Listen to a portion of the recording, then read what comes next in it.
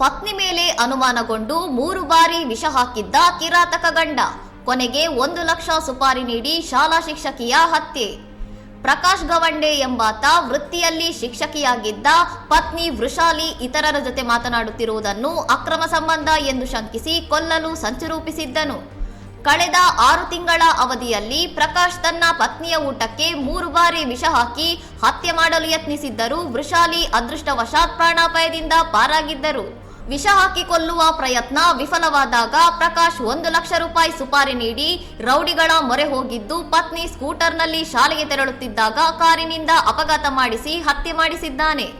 ಆರಂಭದಲ್ಲಿ ಇದೊಂದು ಸಹಜ ಅಪಘಾತ ಎಂದು ಭಾವಿಸಿದ್ದ ಪೊಲೀಸರಿಗೆ ಸಿಸಿಟಿವಿ ದೃಶ್ಯಾವಳಿಗಳನ್ನು ಪರಿಶೀಲಿಸಿದಾಗ ಕಾರು ವೃಷಾಲಿಯನ್ನು ಹಿಂಬಾಲಿಸಿಕೊಂಡು ಬಂದಿರುವುದು ಪತ್ತೆಯಾಗಿ ಅನುಮಾನ ಮೂಡಿಸಿದೆ. ಕಾರಿನ ಮಾಲೀಕನನ್ನು ವಶಕ್ಕೆ ಪಡೆದು ವಿಚಾರಣೆ ನಡೆಸಿದಾಗ ಪತಿಯೇ ಸುಪಾರಿ ನೀಡಿರುವುದು ಬೆಳಕಿಗೆ ಬಂದಿದ್ದು, ಪೊಲೀಸರು ಆರೋಪಿ ಪ್ರಕಾಶ್ ಗವಂಡೆಯನ್ನು ಬಂಧಿಸಿ ಜೈಲಿಗಟ್ಟಿದ್ದಾರೆ. ಇನ್ನಷ್ಟು ಸುದ್ದಿಗಳಿಗಾಗಿ ನೋಡ್ತಾ ಇರಿ ಸೌರಂ ಟಿವಿ.